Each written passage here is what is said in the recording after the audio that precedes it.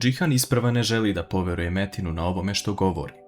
Džihan govori da je Mukader otišla u kliniku samo zbog Metina i kako je on mogao da zna njene spletke. A Metin govori zato što je znao da je Mukader kriva za gubitak života njihovog oca Turguta. Džihan traži od njega da počne celu priču iz početka, jer mu tek sada ništa nije jasno. Metin govori da je jednog dana slušao kako se Mukader i Nusret svađaju oko toga, kako u firmi postoji nedostatak i da je Nusret okrivio Mukader za to. On joj je rekao da će biti kako on lično odluči i tada je Metin čuo da njih dvoje spremaju plan kako da se reše Turguta. Mukader ga je uhvatila na delu, a Metin je pobegao, ali nije želeo da shvati istinu na takav način, te je odlučio da se zaleti sa automobilom i tako je završio na litici. Svima se oči napune suzama nakon ove Metinove priče, ali jedino ne mogu da shvate zašto to nije ranije rekao. Hančer prilazi Metinu, pitajući ga da li shvata šta je uradio, jer je njena majka 20 punih godina odslužila zatvorsku kaznu, a Metin bi svojim iskazom mogao to rešiti. Metin se izvinjava Hančer na ovome, ali nakon što se vratio iz klinike, niko ove reči ne bi shvatio ozbiljno, jer bi mislili da je nepouzdana osoba nakon toliko vremena provedenog u klinici i pod tolikom dozom tableta. Džihan govori Metinu opet da laže, jer ne želi da poveruju to da je njegova majka ovo sve uradila i da je uništila život svom detetu. Metin govori da je njihova majka uništila život ne samo njemu, već i Džihanu i dve snaje koje je tretirala na njen način. Metin dodaje da je sada rekao istinu jer ima dokaze za to, a to su Gulfem i Bejza, pa da se čak Bejzina izjava može smatrati validnom i to bi bio najveći dokaz za sve. Nešto kasnije Metin odlazi u sobu, a sine mu prilazi, govoreći da pokušava da ga razume i zna da je prošao kroz teške stvari, ali zašto joj to nije ranije rekao? Metin kroz suze ponavlja isto kao malo pre, da mu niko ne bi verovao, pa da mu je čak Mukader određivala tablete od kojih je zaboravljao stvari. Metin se zahvaljuje sinem što ga je njena ljubav izlečila, te je zagrli. Hančer razmišlja da li da javi majci za ovo, ali ne smije da se usudi dok istina ne izađe na videlo. Džihan razmišlja kako ovo sve može biti istina i kome da veruje. Sutradan ujutru Hančer ulazi u Džihanovu sobu i čuje njegov razgovor sa Jigitom o tome kako ga pita da li se Sefer probudio.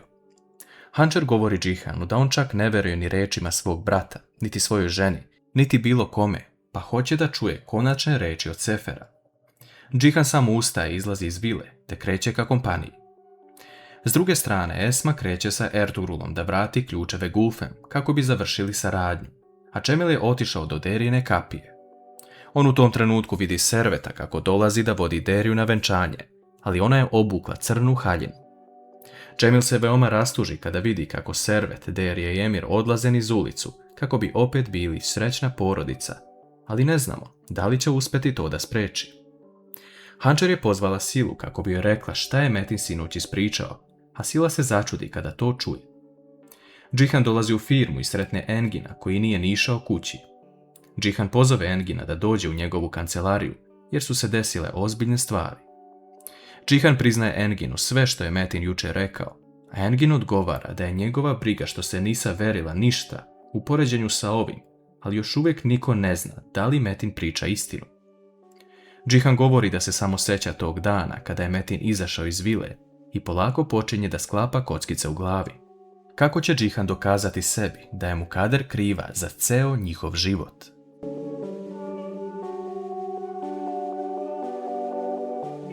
Hančer govori Sili da je Metin priznao da je Mukader kriva za Turgutov slučaj, ali to da je ona ta koja je stavila Metina u kliniku.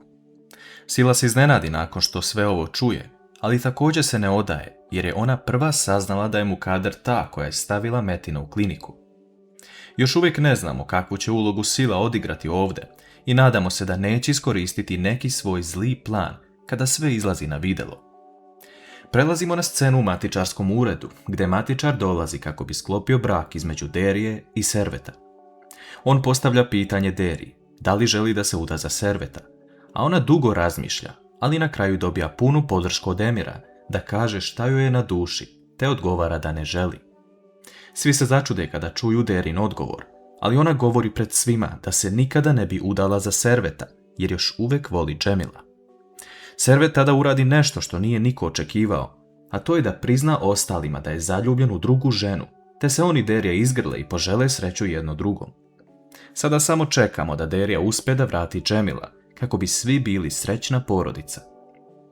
Metin odlazi kod Mukader u kliniku, dok ona zove bolnicu kako bi čula vesti o Seferu. Metin je prekida u tome, govoreći da je Mukader opet uradila nešto što nije smela, i to čak iz klinike. Metin govori da zna da ona zove bolnicu kako bi pitala kako je Sefer, ali da zna i to da Metin i Džihan nisu u dobrim odnosima, zato što je on iznao celu istinu Džihanu, koji to nije dobro podneo. Esma dolazi sa Ertugrulom pred Gulfemina vrata, ali niko joj ne otvara. Ona uzima ključ kako bi ušla u kuću, ali ispred sebe tada vidi Bejzu. Esma pita ko je ona, a Bejza govori da je Gulfemina ćerka. Esmine misli se ovdje pomute, jer joj je Gulfem više puta rekla da je njena ćerka izgubila život, a sada se odjednom pojavila ispred nje. U trenutku kada Bejza treba da izgovori svoje ime, Gulfem silazi sa sprata i govori Esmi da joj vrati ključeve i da je ovdje njihovo sarađivanje gotovo, te da joj neće tražiti novac ni za advokata, već samo da izađe. Esma upita Gulfem zar nije rekla da ona nema ćerku, a Gulfem govori da to nikada nije rekla, te da je Esma to zaboravila. Esma izlazi napolje i govori Ertugrulu da počinje da sumnja na Gulfem, zato što je mislila da je žena u teškoj situaciji, ali sada vidi da to uopšte nije ona ista osoba. Bejza silazi sa sprata i pita Gulfem zašto je rekla da je njena ćerka izgubila život, kada je mogla reći da je u klinici, ali Gulfem priznaje Bejzi da je ova žena Hančerina majka. Bejza govori majci da nije smela da pusti u život osobu čija je ćerka upropastila njen život, ali Gulfem objašnjava da je to bio najlakši način da istina o Mukader izađe na videlo, zato što Esma voli svoju ćerku i uradit će sve za nju, kao što je pokrenula postupak protiv Mukader. Bejza obećava majci da će uraditi sve što ona kaže, ali na njenom licu mislimo da to nije istina, te da Bejza želi nešto više. Ertugrul i Esma kupuju igračku za Efehana, te zovu Hančer kako bi joj najavili da će doći malo da vide Efehana. Esma odlazi u vilu i koristi priliku da prenese Hančer to da je napustila posao kod Gulfem. Ona također navodi da se odjednom njena ćerka pojavila i ova priča ima neku drugu pozadinu, a Hančer je drago što njena majka više ne radi kod te žene. Džihan u firmi dobije informaciju od Jigita da Sefer nije preživeo, što sada ostavlja igru malo komplikovanijom, ali još uvijek je sve na Bejzi. Gulfemin advokat dolazi kod nje kući, a ona mu daje novac kako bi se isključila iz ove igre. Međutim, advokat spominje da je Bejza posljednji put viđena ispred vile Deviloglu, ali također i da Sefer nije uspeo da preživi, što može značiti da će se njenoj ćerki suditi zato što je ona bila posljednja sa njim. Bejza ovo sve sluša, ali šta će biti njen sljedeći korak?